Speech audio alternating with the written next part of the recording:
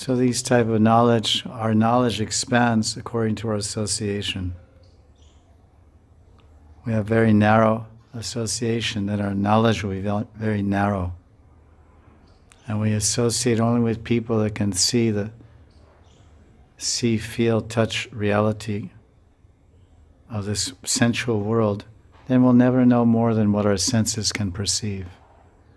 We'll never know more than what our senses tell us, which is very limited understanding of the ultimate reality around us. As I said, we're living in the midst of a sea of consciousness. Everything is vibrant, everything is colorful, everything is dancing. And sometimes the people, young people, old people, they take different types of drugs, LSD or peyote or cocaine or mescaline or different types of mind-expanding drugs, and then they can kind of see different spaces and different spatial arrangements and different layers of this reality. But it's a temporary view, a temporary perception, which is momentary. But it gives some indication that there's many, many layers of reality and many, many layers of wisdom in this world. It's so vast and so deep. There's the gross realm which we can see, then there's the invisible realm which we can't see. So many beings, they live in the visual world, but so many more unlimited beings live in the invisible world, in the mental realm and the intellectual realm. It's a vast. Everywhere consciousness, everywhere individuals. So the Shastras, they say that it's it's an offense, and it's a sign of ignorance and a lack of culture and a lack of wisdom and knowledge. If any human being who should have knowledge, if he steps on the shadow of any living entity. But specifically it's mentioned just to make people aware of the principle. It's specifically mentioned in Puranas that it's a grave offense, an insult to Bhagavan, if someone steps on the shadow of a cow or Thakurji in procession on a palanquin or Rath Yatra, and you're dancing behind Rath Yatra, but then the sun is in the front or in the back and shining on you're dancing in the shadow of Jagannath's cart. You better move out of the way. Ignorance is no exception. There's gross laws of nature, and if you don't know them and you violate them, you get reaction. There's also subtle laws of material nature. And if you don't know and you violate them, you get reaction. A gross law of material nature is called Agni, fire. If you don't know that fire burns and there's a big bonfire and you put your hand inside, you shouldn't do that. This is a law. Don't put your hand inside the fire. Put your pot in there and cook your rice. So you burn your hand, you get reaction. Pain, suffering, misery. So that's the gross laws of this world. Then there's all the subtle laws of consciousness and living beings and moving. So humans must know and learn these things. So otherwise there's reaction in different ways. And physical reaction, and physical pain and reaction, or mental or heart.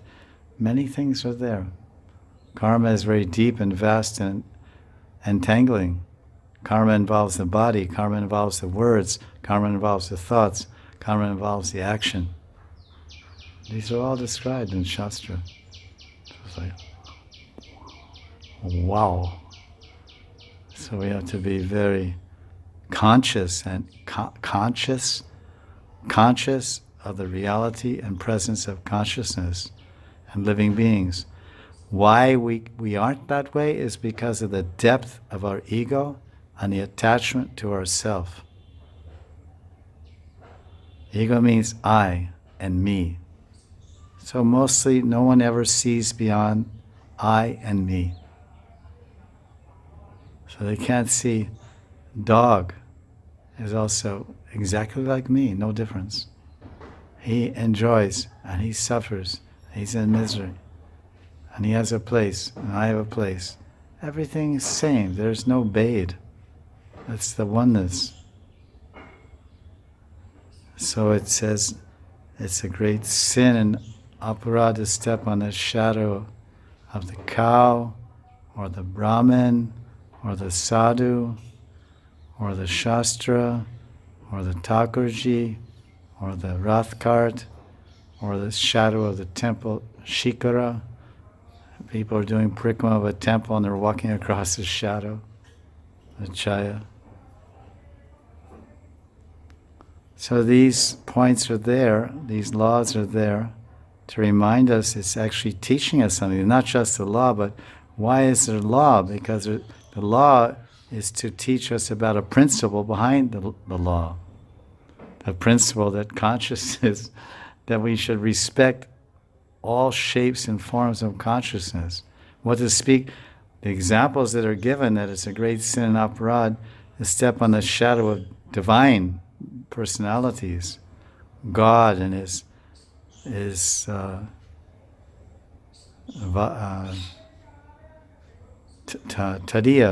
God and his tadiya, his mandir, his rath, his palanquin, his chariot, his shadows, they're all real in reality and consciousness. So and the sadhus and the brahmins, they're all representing divinity, but it's also, divinity is in the heart of every living entity. Bhagavan lives in everyone's heart. So to step on anybody's shadow, it's an offense to step on the shadow of the widow, or the married woman, or the young girl, or anyone. It's respect. So when one starts to open his eyes, and then it's a very great, wonderful experience, because in that expansion of wisdom, divine wisdom, and that expansion of wisdom, there's an expansion of vision and understanding.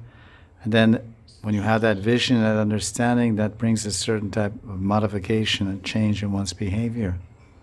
So one starts to step, every step is a step in God consciousness. And it's very conscious, moving everywhere, feeling the presence and seeing the presence of Bhagavan and all his expanded representatives in all the different forms of living beings and expressions of consciousness.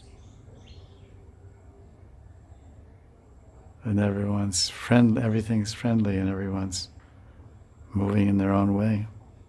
Don't disturb anyone's peace or space. Hey, get out of my way, dog.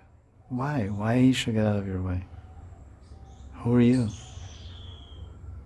Well, you're no better. You can't move around the dog. Ego, false identity. I'm different.